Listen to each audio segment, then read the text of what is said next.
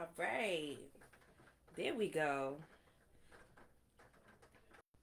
Much better. Let me hear. Microphone check. There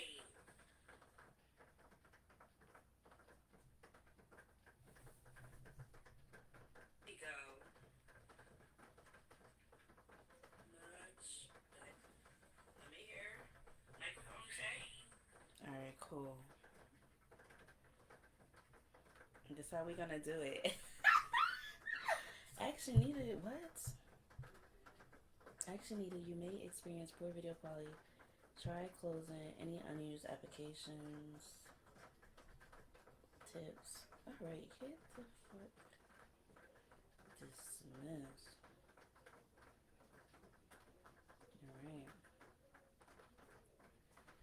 Alright. Alright. Let me see.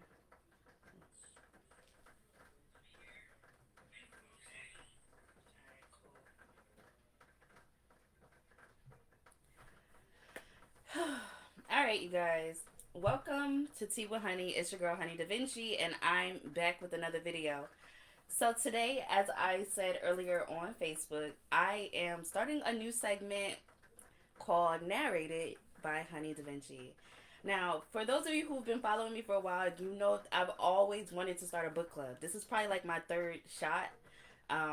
This is my first time actually getting on camera, so this is a good shot. Maybe third time's a charm.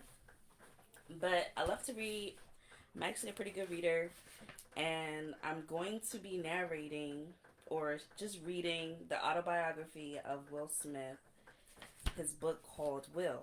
This book is very controversial. Like, when they put out this book, it was around the time when Jada Pinkett, this is after the August Alsina situation. This is after all of this information was coming out about their relationship. And people were literally signing petitions because of the details in this book about their relationship. I'm going to start with chapter 1 and, transition from there. I'll probably do this like maybe 2-3 times a week. Probably do it like that. But let's get started. So, anybody who reads books for real knows that there's always like a little note on the inside of a book.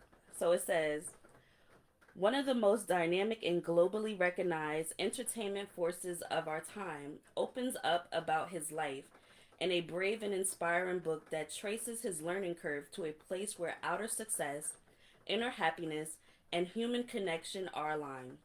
Along the way, Will tells the story in full of one of the most amazing rides through the worlds of music and film that anyone has ever had.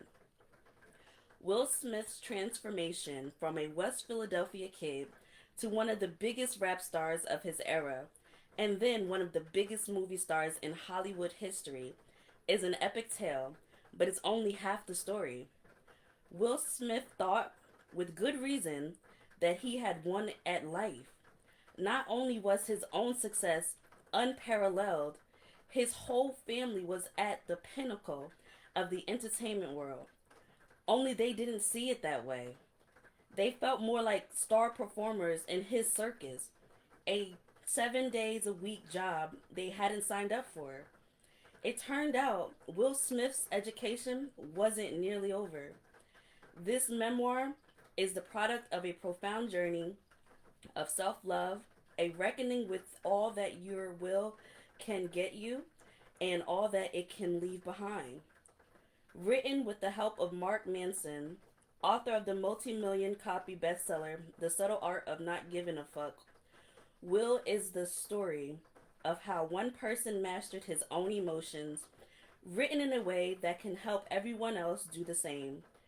Few of us will know the pressure of performing on the world's biggest stages for the highest of stakes, but we can all understand that the fuel that works for one stage of our journey might have to be changed if we want to make it all the way home. The combination of genuine wisdom of universal value and a life story that is preposterously entertaining, even astonishing, puts Will, the book, like its author, in a category by itself. Too low FPS? The current frame rate is too low. Please set the frame rate to 15 to 16, or viewers may experience a low quality stream. Nigga, I don't know what that means. Let me see. Okay. Hold on. Having some technical difficulties. Can y'all hear me? How about that? Am I good? Let me know. Am I good? Let me catch up to myself. Am I good? I'm good. Puts Will, the book, like its author, in a category by itself. Yeah, I'm good. Am I good? I'm good. See, Facebook over here ruining my life, sending me notifications and shit. Yeah, I'm good. See, Facebook over here ruining my life, sending me notifications and shit. Okay.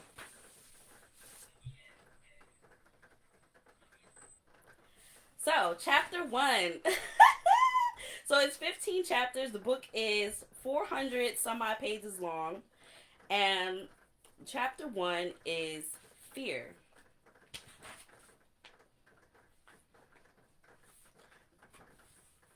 All right. He has a little introduction here. The name of the introduction is The Wall. So, we're going to read The Wall and then we'll get into the chapter. All right. All right. The Wall. When I was 11 years old, my father decided he needed a new wall on the front of his shop. It would be a big wall, roughly 12 feet high by 20 feet long. The old wall was crumbling, and he was sick of looking at it. But rather than hire a contractor or construction company, he thought it would be a good project for my younger brother, Harry, and me. Daddy-O did the demolition. I remember looking at that gaping hole in the excruciating disbelief. I was utterly certain that there would never be a wall there ever again.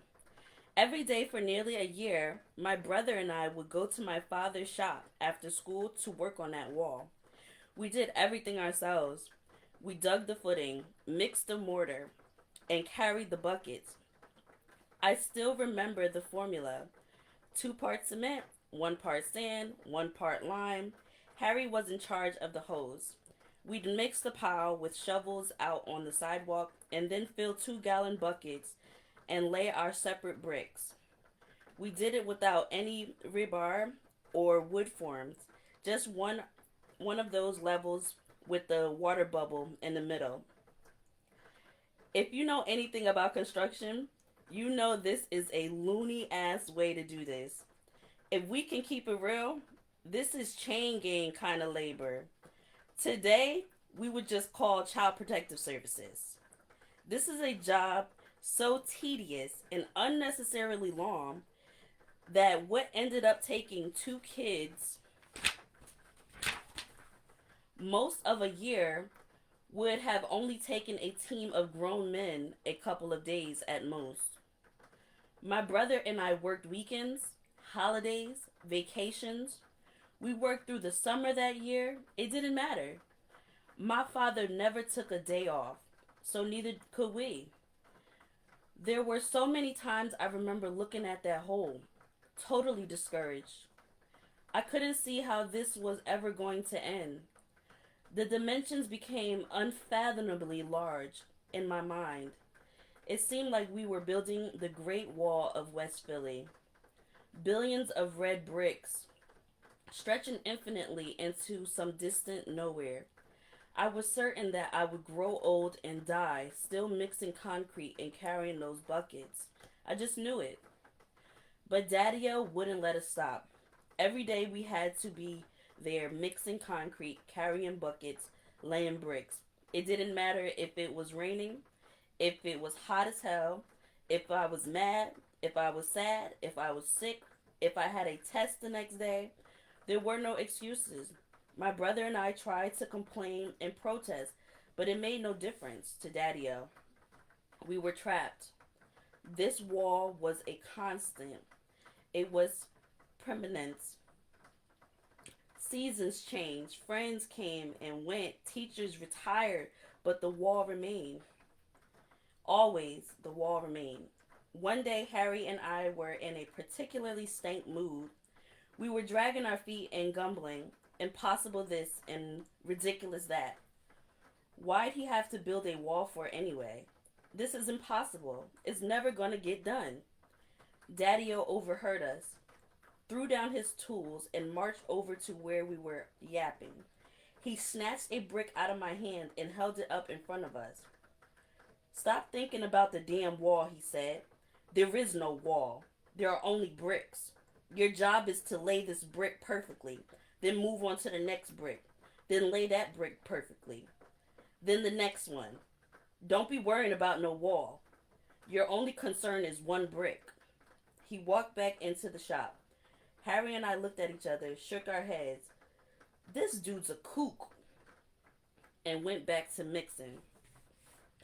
Some of the most impactful lessons I've ever received, I've had to learn in spite of myself. I resisted them. I denied them.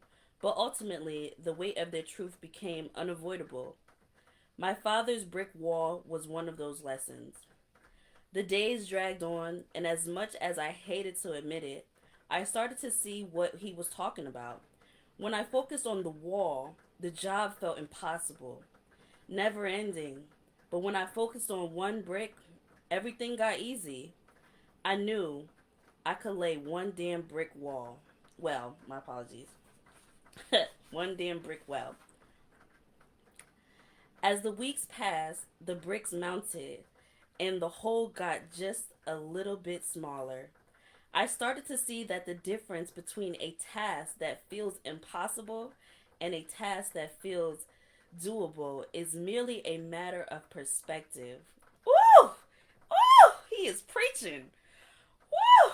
Man, I don't know if you felt that, but I felt that in my core. I felt that in my core. I felt like I needed to hear that. Anyways, are you paying attention to the wall? I'm sorry. Man, I love Will Smith. Are you paying attention to the wall, or are you paying attention to the brick? Whether it was acing the test to get accepted into college, hitting it big as one of the first global hip hop artists, or constructing one of the most successful careers in Hollywood history. In all cases, what appeared to be impossibly large goals could be broken down into individually manageable tasks. Insurmountably walls comprised of a series of convincingly layable bricks. For my entire career, I have been absolutely relentless. I've been committed to a work ethic of uncompromising intensity. And the secret to my success is as boring as it is unsurprising. You show up and you lay another brick. Pissed off? Lay another brick. Bad opening weekend? Lay another brick. Album sales dropping? Get up and lay another brick. Marriage failing? Lay another brick. Over the past 30 years, like all of us, I have dealt with failure, loss, humiliation, divorce, and death. I've had my life threatened, my money taken away, my privacy invaded, my family disintegrated, and every single day, still I got up, mixed concrete, and laid another brick. No matter what you're going through, there is always another brick sitting right there in front of you, waiting to be laid. The only question is, are you going to get up and lay it? I heard people say that a child's personality is influenced by the meaning of their name. Well, my father gave me my name.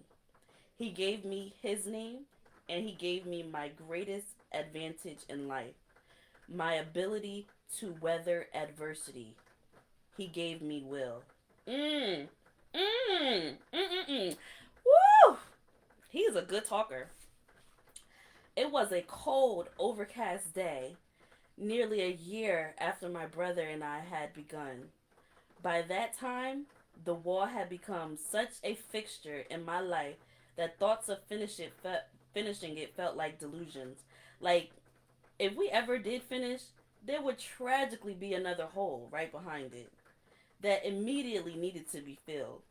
But on that frigid September morning, we mixed the final pile, filled the final bucket, and laid the final brick. Daddy-O had been standing there watching the last few bricks being set into place. Cigarette in hand, he stood quietly, admiring our work. Harry and I set the level and final brick. Then silence. Harry kind of shrugged. What now? Do we jump? Do we cheer? Do we celebrate? We gingerly stepped back and stood on each side of Daddy-O. The three of us surveyed our family's new wall.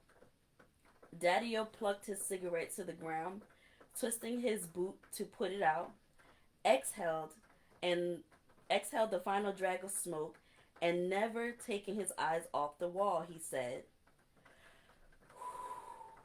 "Now, don't y'all ever tell me there's something you can't do." Then he walked into the shop and got back to work. Wow. Wow. And that was just the introduction. That wasn't even the first chapter. And basically, I feel like what Will is saying by this is basically letting us understand the backstory of how he achieved his success, essentially. His dad instilled in him the ability to waver adversity. And so, yeah, these days, like he said, you probably would have called child services on his ass or his dad for what they had them doing. But in the end, it was really the driving force that taught him at a very young age that you can do anything. And it gave him a new outlook on how to perceive what he was doing. So instead of looking at the grand picture, which can be overwhelming when you look at a grand picture, but when you look at it as one day at a time, or one brick at a time, or one obstacle at a time, it can make things more achievable in the mindset, which actually alleviates a lot of stress and a lot of pressure. Sure. I like that. All right. So now we're on to chapter 1. And let me check and make sure you guys can hear me.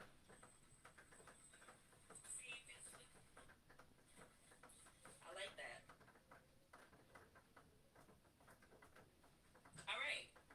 So now we're on to chapter 1. And let me check and make sure you guys can hear me. All right.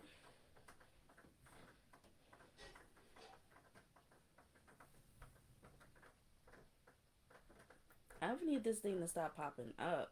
Like, I don't know if this is okay, but this thing keeps telling me that it's not.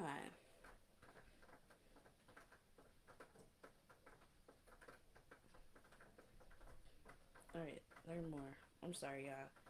Facebook keeps telling me that things aren't working out. Whatever, we'll see. It's the first shot, anyways.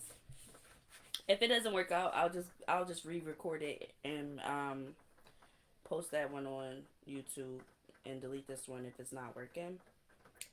But anyways, chapter 1, fear.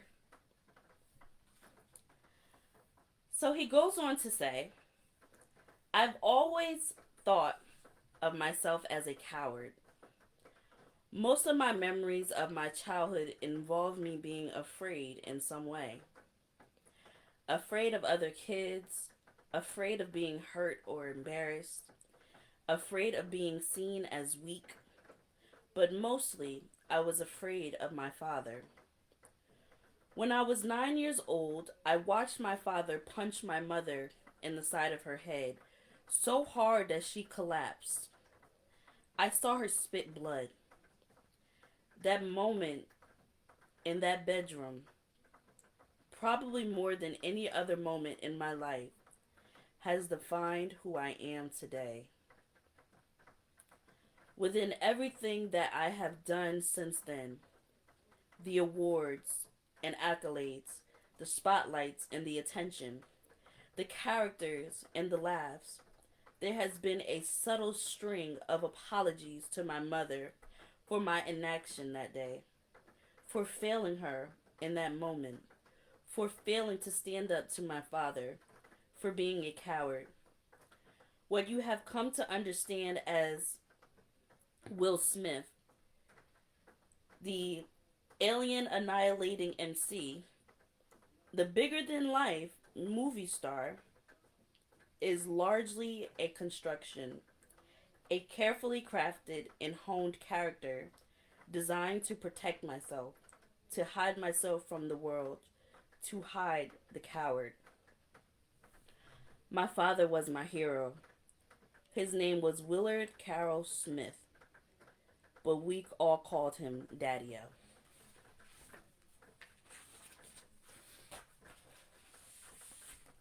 Daddy-O was born and raised in the rough and rugged streets of North Philadelphia in the 1940s.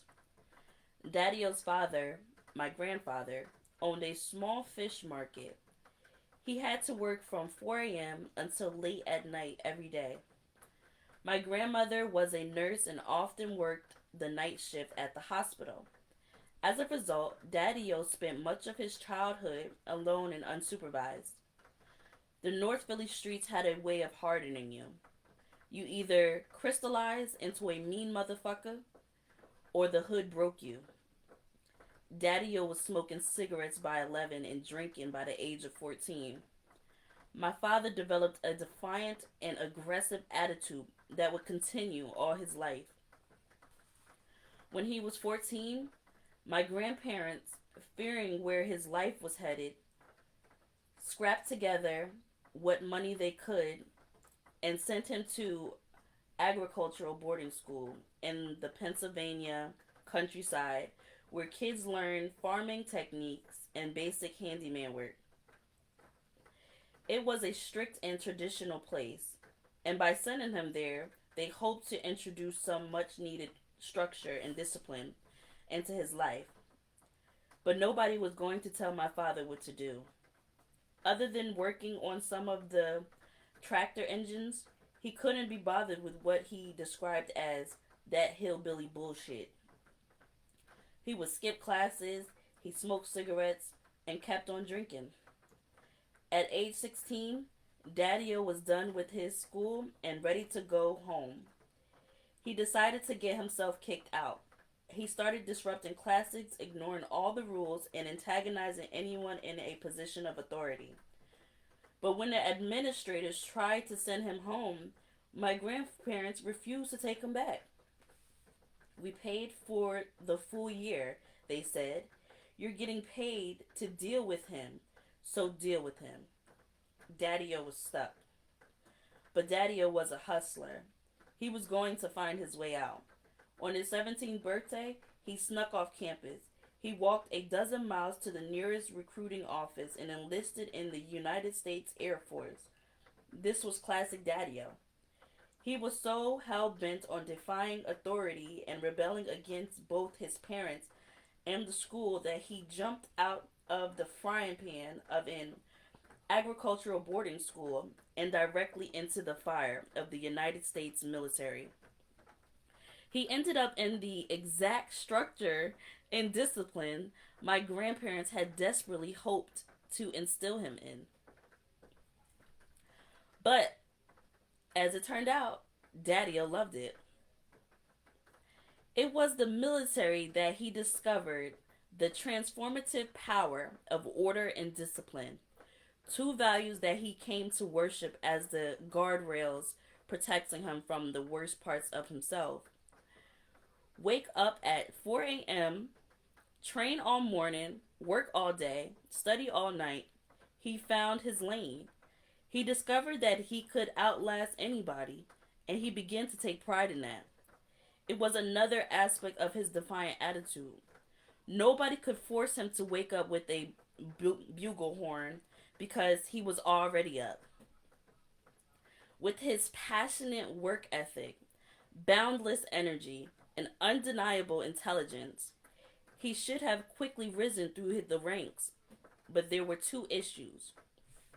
First, he had a brutal temper, and superior officer or not, if you were wrong, he wasn't doing it. Second, his drinking. Let me tell you, my father was one of the smartest people I've ever known, but when he was angry or drunk, he became an idiot.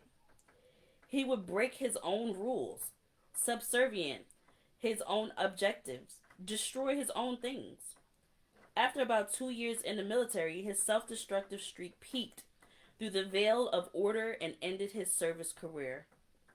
One night, he and the guys from his platoon were gambling. Daddy-O was sweet with a pair of dice. He took those dudes for almost $1,000. Once he'd stashed the winnings in his footlocker, he headed out to get something to eat. But when he returned from the mess hall, the guys had stolen back the money. In his fury, Daddy-O drank himself into a frenzy, took out his service pistol, and lit up the barracks. Nobody got hurt, but it was enough for the Air Force to show him the door. He was fortunate that he wasn't court-martialed instead.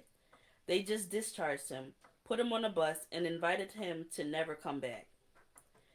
This was a tension that ripped through my father's entire life. He demanded such rigid perfection from himself and the people around him. Yet after too many drinks, or if he snapped, he would burn everything to the ground. Daddy-O moved back to Philly. Undaunted, he took a job in a steel mill. While putting himself through night school, he studied engineering and showed a real aptitude for both electricity and the science of refrigeration. One day, after being passed over for a promotion at the steel mill for the third or fourth time because of his race, he simply walked out the door and never went back. He knew refrigeration, so he decided he'd start his own business. Daddy-O was brilliant. Like many sons, I worshiped my father, but he also terrified me. He was one of the greatest blessings of my life and also one of the greatest sources of pain. My mom was born Carolyn Elaine Bright. She's a Pittsburgh girl, born and raised in Homewood, a predominantly black neighborhood on the east side of the city. My mother, aka Mom, is eloquent and sophisticated. She has a petite frame with long, elegant piano player's fingers, perfectly sized to deliver a gorgeous rendition of Fleur Elise. She had been a standout student at Westinghouse High School and was one of the first black women to ever study a Carnegie Mellon University. My mom would often say the knowledge was the only thing that the world couldn't take away from you. She was only... Sorry, I'm getting all tongue-tied. Let me drink some juice. Hold on.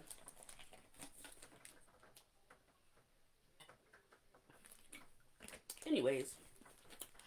Let me run that back. My mother, aka Mom, is eloquent and sophisticated. She has a petite frame with long, elegant piano player's fingers, perfectly sized to deliver a gorgeous rendition of Fleur Elise. She had been a standout student at Westinghouse High School and one of the first black women to ever study at Carnegie Mellon University. Mom would often say that knowledge was the only thing that the world couldn't take away from you. And she only cared about three things: education, education, and education. She loved business, banking, finance, sales, contracts. My mom always had her own money. Okay, mom, that's right. Get that bag. Life moved quickly for my mother, as it often did in those days. She married her first husband at the age of 20, had a daughter, and was divorced less than 3 years later. By 25, as a struggling single mom, She was probably one of the most educated African American women in all of Pittsburgh. Yet she still was working jobs beneath the level of her true potential. Feeling trapped and craving bigger opportunities, she packed up the baby and moved to live with her mother, my grandmother, Gigi, in Philadelphia. My parents met in the summer of 1964. Mom was working as a notary in the Fidelity Bank in Philly. She was rolling out with some girlfriends to a party, and one of them told her she just had to meet this man. His name was Will Smith. In many ways, my mom is the total opposite of my father. Whereas Daddy-O was the boisterous, charismatic center of attention, my mom is quiet and reserved. Not because she's shy or intimidated, but because she only speaks when it improves on silence. Ooh, what's that? Let me read that back. Only speaks when it improves on silence. That's some classy shit to say. Only speaks when it improves on silence?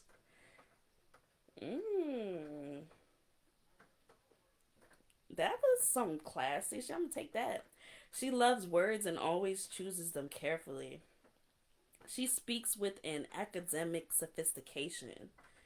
Zaddio, on the other hand, was loud, spewing the lingo of the 1950s North Philly hood rats. He loved the poetry of his profanity. I once heard him call a man a dirty rat, cocksucking, low down, mangy pig fucker. What? What? My mom doesn't use profanity. It's important to note here that back in the day, Daddy-O was the man. 6'2", smart, good looking, the proud owner of a fire engine red convertible Pontiac. He was funny, he could sing, he could play the guitar, he could lock people into him. He was always the dude standing in the middle of a party with a drink in one hand and a cigarette in the other. A master storyteller who could keep a room buzzing. When my mom first saw Daddy-O, he reminded her of a tall Marvin Gaye. He was savvy and knew his way around people. He could talk his way into a party, get free drinks and a table near the front. Daddy-O had a way of moving through the world like everything was under control. It was all going to be fine. This was comforting for my mom. My mother's memory of their first days together is just a blurred montage of restaurants and clubs strung together by a stream of jokes and laughter. My mom couldn't get over how funny he was. But most important to her, he was ambitious. He had his own business, had his own employees. He wanted to work in white neighborhoods with white people working for him. Daddy-O was going places. My father wasn't used to interacting with women of my mother's educational accomplishments. Man, this bird's smart as a motherfucker, he thought. Daddy-O was the street smarts to my mom's book smarts. My parents had a lot in common too. They both had a passion for music. They loved jazz, blues, and later funk and R&B. They lived through the glorious Motown days and spent much of it dancing together in musty basement parties and jazz clubs. But there were strange commonalities as well. The stuff that startles you and makes you think, this must be God's plan. Both of my parents had mothers who were nurses who worked night shifts. One was Helen, one was Ellen. Both of my parents had short-lived marriages in their early 20s, and they both had daughters. And in perhaps the strangest coincidence, they had both named their daughters Pam. My parents got married in a small ceremony at Niagara Falls in 1966. Soon after, Daddy-O moved into my grandmother Gigi's house on North 54th Street in West Philadelphia. It wasn't long before they combined their very different strengths and talents into an effective team. My mom ran Daddy-O's office. Payroll, contracts, taxes, accounting, permits, and Daddy-O got to do what he did best: work hard and make money. Both of my parents would later speak fondly of those early years. They were young, in love, ambitious, and they were moving on up. I had to stretch my leg. And y'all can't see how I'm sitting because I got my camera off. But, ooh, gotta stretch that bad boy. Can y'all still hear me? I'm messing around with my speaker. All right. Can y'all still hear me? Okay, yeah, y'all can still hear me. It's gonna be a good video. All right, where was I? Oh, yes. My full name is Willard Carroll Smith, not Junior. Daddy-O would always correct people. Hey, he ain't no motherfucking Junior. He felt like calling me Junior diminished both of us. I was born on September 25th, 1968. My mom says that from the moment I showed up, I was a talker. Always smiling, yapping, and babbling away. Content to just be making noise. Content to just be making noise. Gigi worked the graveyard shift at Jefferson Hospital in Center City, Philadelphia. So she'd take care of me in the mornings while my parents were at work. Her house had a huge porch, which served as my front row seat to the drama of North 54th Street, and a stage on which I could join in the theatrics. She'd prop me up on that porch and watch me jibber jabber with anybody and everybody who walked by. Even at that age, I loved having an audience.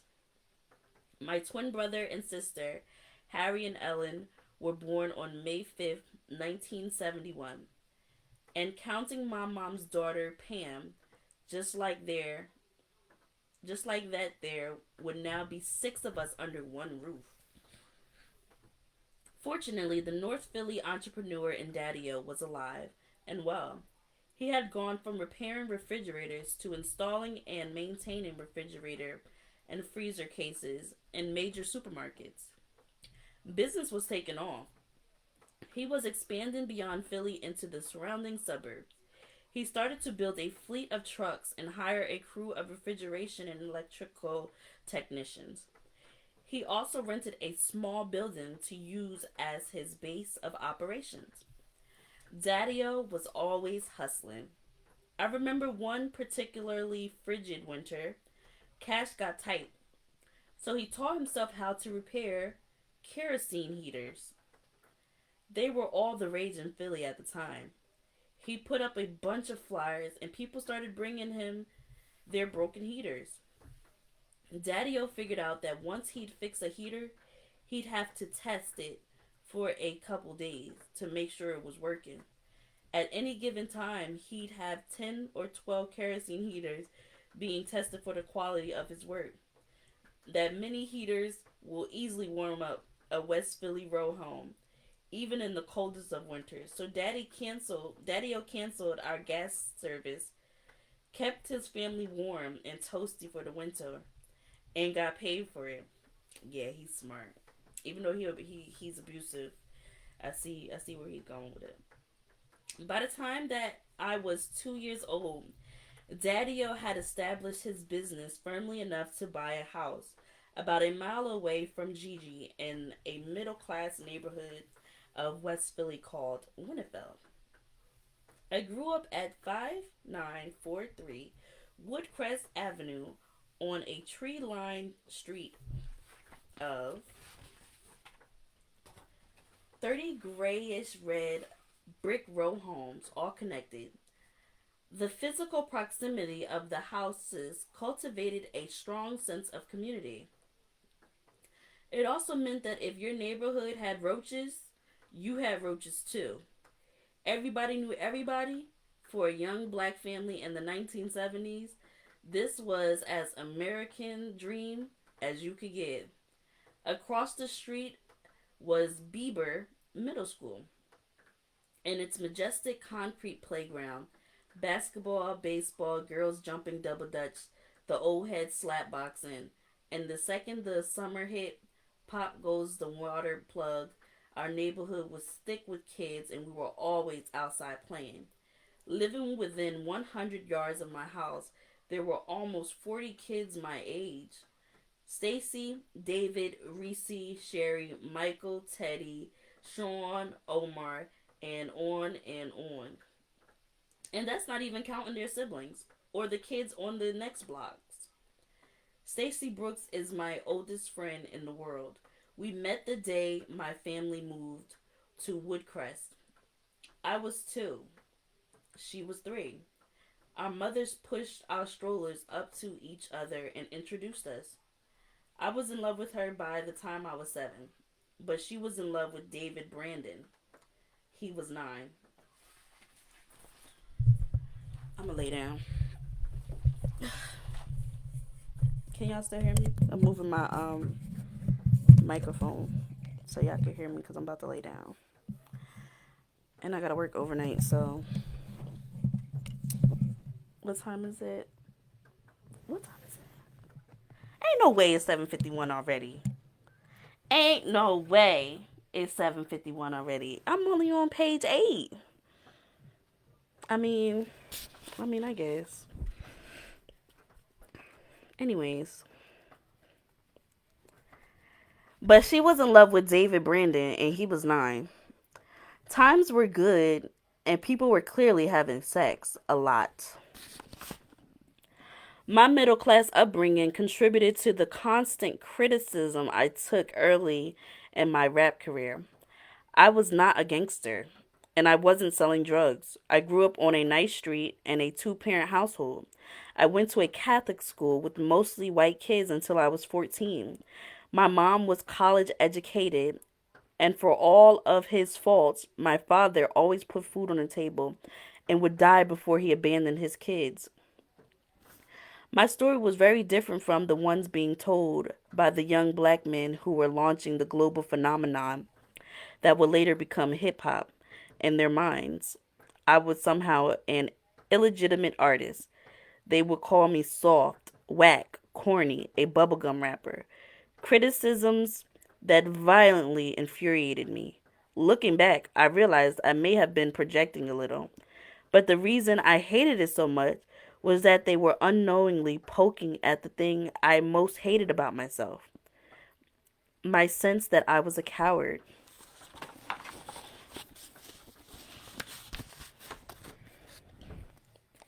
Daddy-O saw the world in terms of commanders and missions, a military mindset that informed every aspect of his life. He would come to run our family as though we were a platoon on a battlefield, and the Woodcrest house was our barracks. He didn't ask us to clean our rooms or to make our beds. He commanded, police your area. In this world, or should I say in his world, there was no such thing as a small thing. Doing your homework was a mission. Cleaning the bathroom was a mission. Getting groceries from the supermarket was a mission. And scrubbing a floor, it was never just about scrubbing a floor. It was about your ability to follow orders, to exhibit self discipline, and to complete a task with the utmost perfection. 99% is the same as 0 was one of his favorite sayings. If a soldier failed his or her mission, it had to be repeated until perfected. And to disobey a command meant you faced a court martial, and the punishment usually came in the form of a belt on your bare ass. He'd say, "Take 'em off. I ain't gonna beat my clothes." Damn. Woo! I'm glad I didn't get beaten growing up. In Daddy-O's mind, everything was life or death. He was preparing his children to thrive in a harsh world, a world that he saw as chaotic and brutal. The instilling of fear was, and still is to a large degree, a cultural parenting tactic in the black community. Fear is embraced as a survival necessity. It is a widely held belief that in order to protect black children, they must fear parental authority. The instilling of fear is viewed as an offering of love. On May 13th, 1985, Daddy-O came into our rooms calling for us to get on the floor. A couple of miles south of Woodcrest, the Philadelphia Police Department had just dropped a pair of 1 pound bombs on a residential neighborhood. What? I know they ain't talking about what I think they talking about. Say that again? The police department had just dropped a pair of 1 pound bombs on a residential neighborhood? We could hear the faint kaboom of automatic gunfire. 5 children and 6 adults would die that day in what is now known as the Move bombing. 2 entire city blocks, 65 homes were burned to the ground. The news always seemed to reinforce Daddy-O's point of view. Damn, that's crazy. I can't imagine no shit like that happening.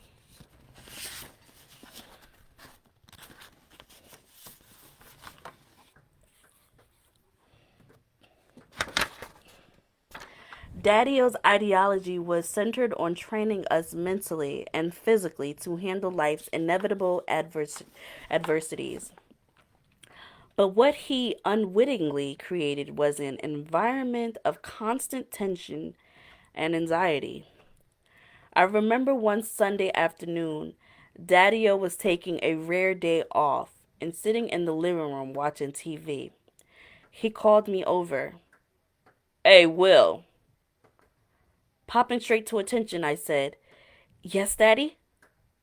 "Run up to Mr. Bryant's and grab my Territon 100s. "Yes, sir." He handed me $5 and I was off to the corner store.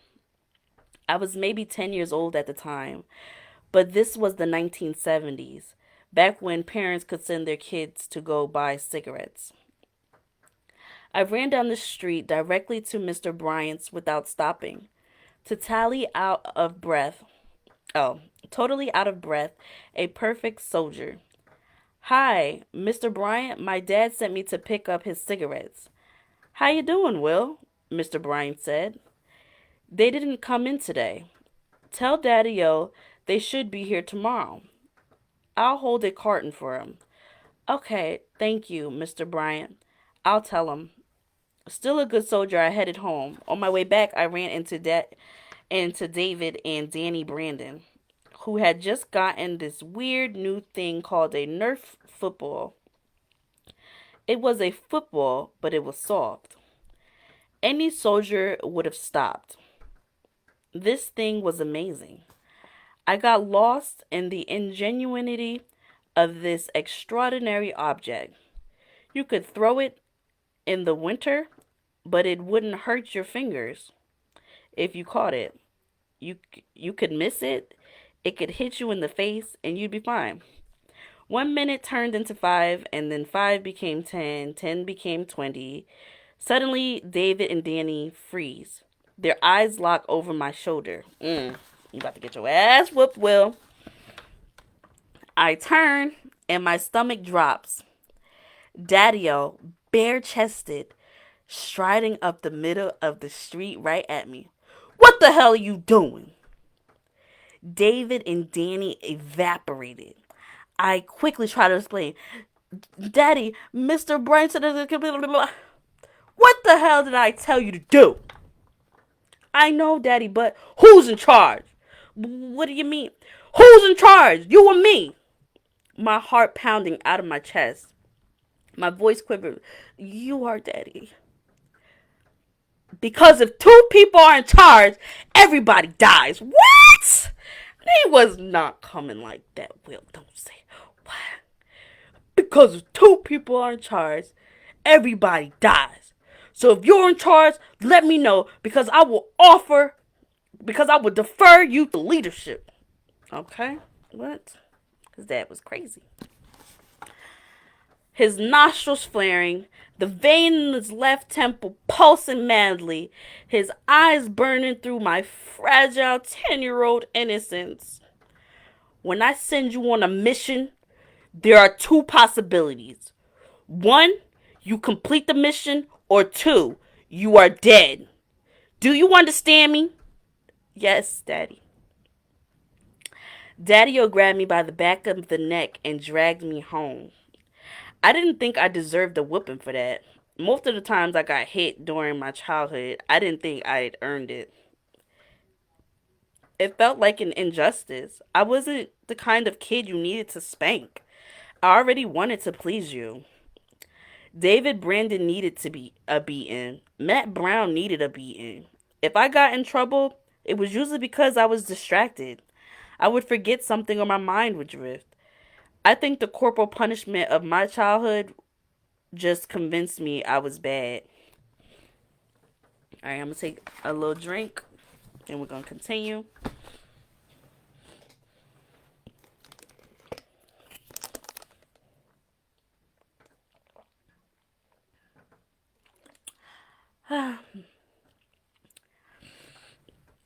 I like the way Will tells stories. Um, he tells good stories. Let me see.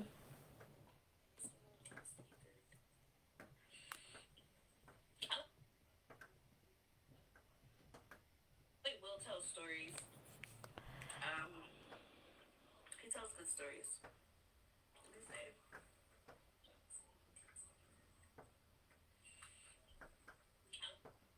Hello. Will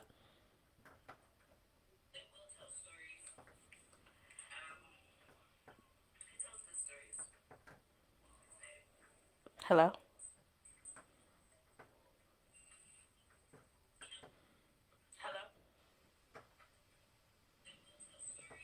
Let's see if this. While I take my little break, because on my phone it keeps showing that live interrupted, live interrupted. I don't know if it was doing that the whole time or what. But let's see if this. While I take my little break, because on my phone it keeps showing that live interrupted, live interrupted. I don't know if it was doing that the whole time or what. But all right, sounds good.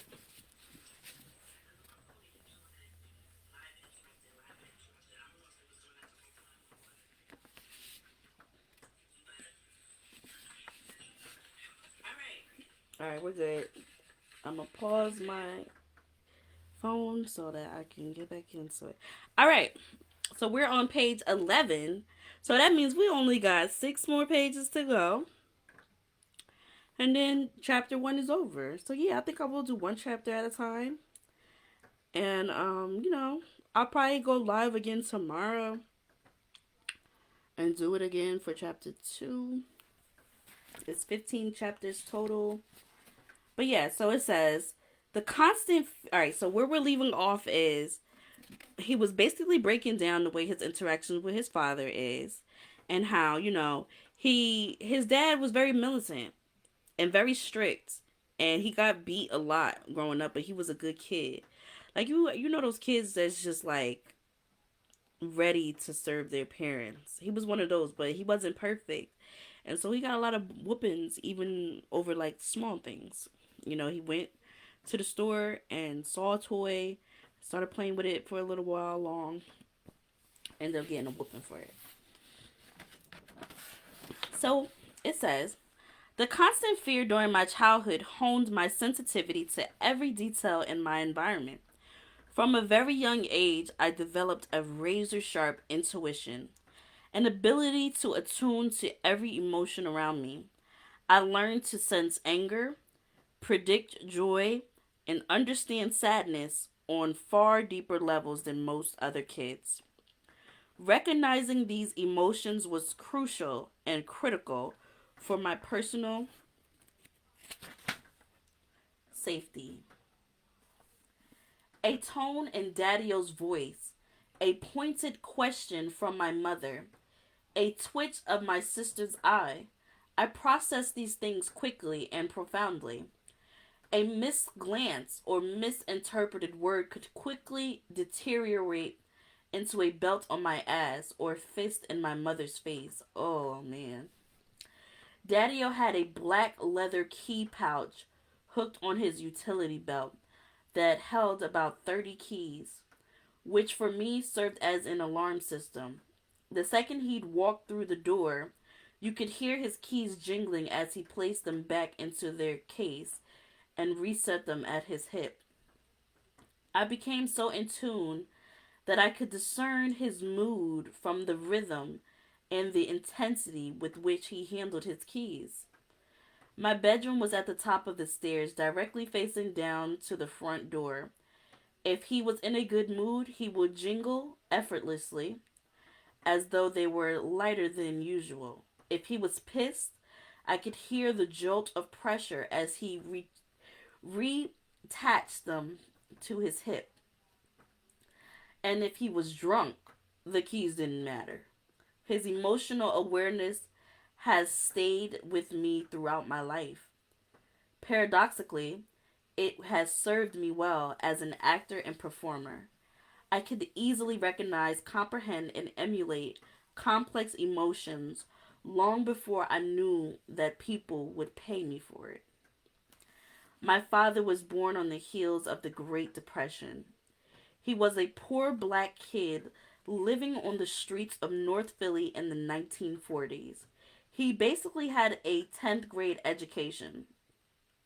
Yet over the course of his life, he built a business with a dozen employees and 7 trucks, selling 30,000 pounds of ice per day to grocery stores and supermarkets in 3 states.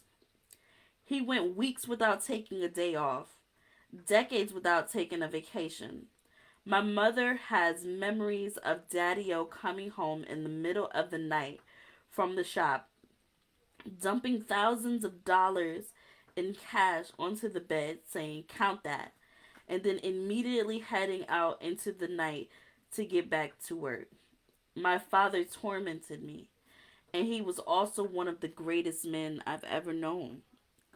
My father was violent, but he was also at every game, play, and recital. He was an alcoholic, but he was sober at every premiere of every one of my movies.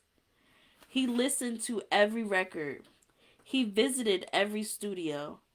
The same intense perfectionism that terrorized his family put food on the table every night of my life. So many of my friends grew up either not knowing their fathers or not having their fathers around. But Daddy-O had my back and never abandoned his post, not even once. And while he never learned to overcome his own demons, he would cultivate in me the tools to confront my own. As much as well all suffered under Daddy-O's materialistic views of love and family, nobody suffered more than my mother. If 2 people being in charge meant everybody dies, then that meant my mother could never be in charge.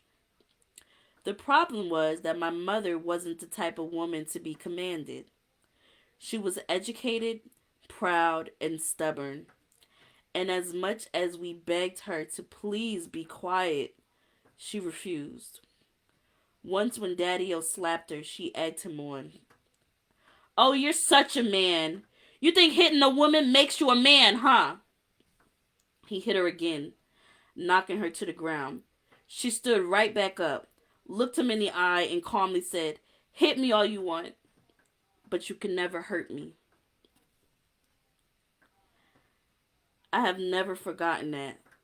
The idea that he could hit her body, but somehow she was in control of what hurt her. I wanted to be strong like that. Damn, that shit just touched my soul. It's fucked up.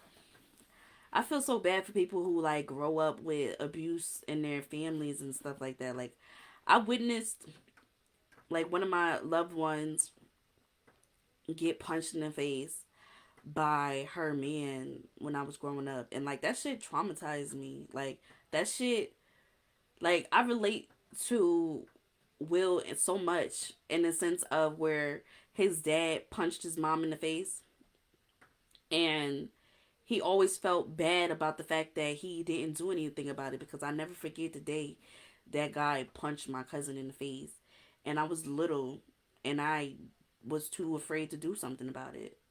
And like, yeah, I couldn't really do nothing. The motherfucker was big as fuck, and I was a little ass girl. But man, I can't imagine if it was my mom and I was living that reality every day, you know.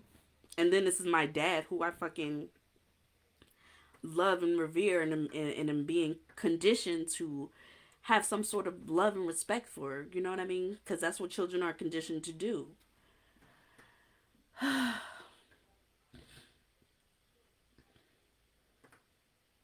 My older sister Pam was strong like our mother. She was 6 years older than me, and she was kinda my childhood bodyguard. She would stand up to anybody at any time. There were multiple situations where somebody would take my money, or I would get bullied or come home crying, and Pam would grab me by the hand, walk me straight outside, and scream, "Who did it? Point at him, Will!" Then she proceeded to casually whoop the whole ass of the unfortunate kid I pointed at. It was a sad day when she left for college. Harry turned out to be strong too. While I took extra special care to please my father every chance I got, Harry mimicked my mother's behavior.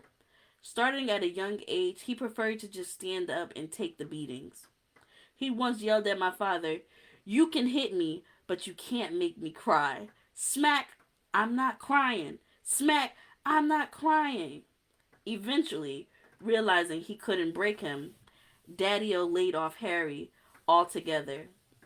All along, Harry's courage, the fact that my little brother was able to stand up to the monster, just reinforced my shame.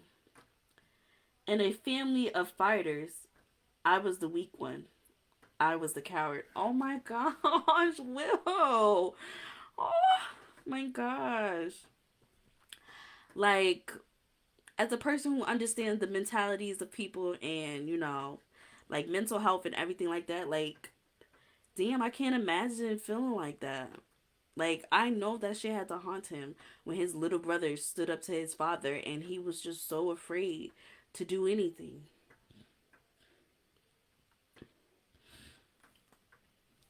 Damn, well, that's deep. In acting, understanding a character's fears is a critical part of understanding his or her psyche. Yes, yes, it is. The fears create desires, and the desires precipitate actions. These repetitive actions and predictable responses are the building blocks of great cinematic characters. It's pretty much the same in real life. Something bad happens to us, and we decide we're never going to let that happen again. But in order to prevent it, we have to be a certain way. We choose the behaviors that we believe will deliver safety, stability, and love. And we repeat them over and over again. In the movies, we call it a character. In real life, we call it personality. How we decide to respond to our fears, that is the person we become. I decided to be funny. Damn. Like, just knowing that about Will, I understand, like, why his relationship with Jada is the way it is. Like, in a sense, but I'm not gonna, I'm gonna read more before I get into that. Each of my siblings remembers that night in that bedroom with our mother. Each of us was incredibly scared, but each of us responded differently in ways that would go on to define who we were for much of our lives. Harry, despite being only 6 years old, tried to intervene and protect our mother. He would do so many times over the coming years, sometimes successfully, but that night Daddy just shoved him away. My brother intuitively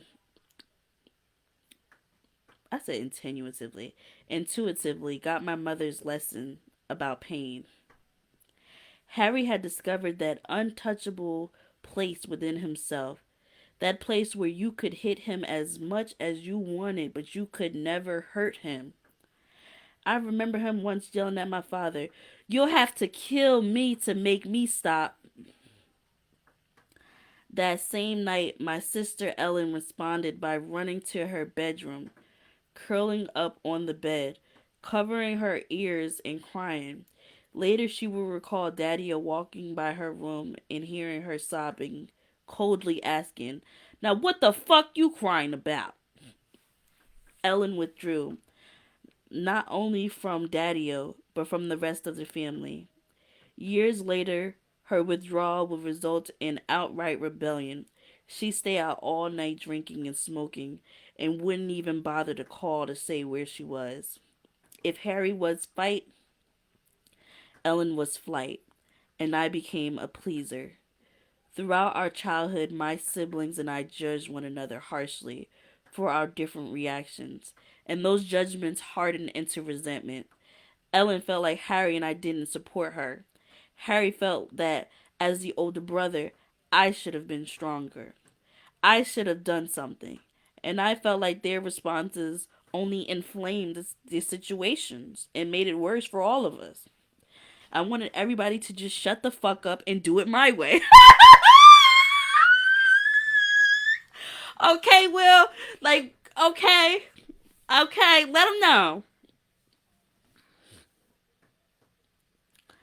I wanted to please and placate him because as long as Daddy-O was laughing and smiling, I believed we would be safe. I was the entertainer in the family. I wanted to keep everything light and fun and joyful. And while this psychological response would later bear artistic and financial fruits, it also meant that my little 9-year-old brain processed Daddy-O's abusive episodes as somewhat being my fault. I should have been able to keep my father satisfied. I should have been able to protect my mother. I should have been able to make the family stable and happy. I should have been able to make everything all right. And it's in this compulsive desire to constantly please others, to keep them laughing and smiling at all times, to redirect all the attention in the room away from the ugly and uncomfortable toward the joyful and beautiful. It's there that a true entertainer is born. But that night, in that bedroom, with me standing there in the doorway, watching my father's fists collide with the woman I loved most in this world, watching as she collapsed to the ground, helpless, I just stood there, frozen. I had been scared my whole childhood, but this was the first time I had been aware of my own inaction. I was my mom's oldest son. I was less than 10 yards away. I was the only chance she had for help. Yet I did nothing. It was then that my young identity congealed in my mind. It became encased in a hard sediment, an unshakable feeling that no matter what I have done, and no matter how successful I have become, no matter how much money I've made, or how many number one hits I've had, or how many box office records I've broken, there is that subtle and silent feeling always pulsating in the back of my mind that I am a coward, that I have failed, that I am sorry, My mom, so sorry. Do you know what happens when two people are in charge? When two people are in charge, everybody dies. That night in that bedroom, at only 9 years old, watching the destruction of my family as my mother collapsed to the floor. In that moment, I decided. I made a silent promise to my mother, to my family, to myself. One day, I would be in charge, and this would never, ever happen again. And that was chapter one. Damn. That was deep. Whew. That was deep. This is a good read. Y'all, listen. This is a good read. I'm excited. I could do this. Yeah. Let me sit up. Oh, I've been on for an hour and 10 minutes. Oh, all right, all right, all right. I still got a little bit of time. I still got a little bit of time to get ready. But get ready to take my nap. But this is a good read. Yes, yes, very deep.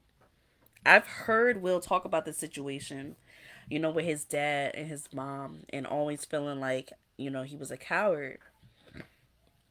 The fact that he's even, highlighting it as an adult who's accomplished all of these things is just sentimented that these are things that haunted him growing up, always, you know. And man, I'm so excited to hear the next chapter. The name of the next chapter is Fantasy. I love listening to Will talk, so I'm excited to read this book. I'm probably going to go live again tomorrow. Or if I don't go live tomorrow, then I'll probably go live on Tuesday. I might try to make it like maybe a Monday, Tuesday, Wednesday thing where I just read every Monday, Tuesday, Wednesday since I'm usually, I don't have to work overnight those days. But tell me what you guys think. Don't forget to like, share, subscribe, hit that notification bell. And I will catch you guys on the next video. Like, tell me what you guys think about the whole situation with, Will Smith feeling like a coward, going through the things that he went through. How do you think, let's make some predictions. How do you think those feelings played into his relationship with Jada? Now, he touched on his relationship with Jada and them slightly, or should I say, Mark touched on it. But I really think his need to take care of and his need to be the pleaser really comes from obviously the situation with his father. And I think that's why a lot of what he's going through with Jada is because he's trying to be a pleaser. He's trying to make her happy. Like, figure it out. We have to figure out how to make everybody happy. That's what I'm thinking. But we'll know soon enough. We'll get more details soon enough. Yeah, don't forget to like, share, subscribe, hit that notification bell, and I will catch you guys on the next video. Thank you for your time.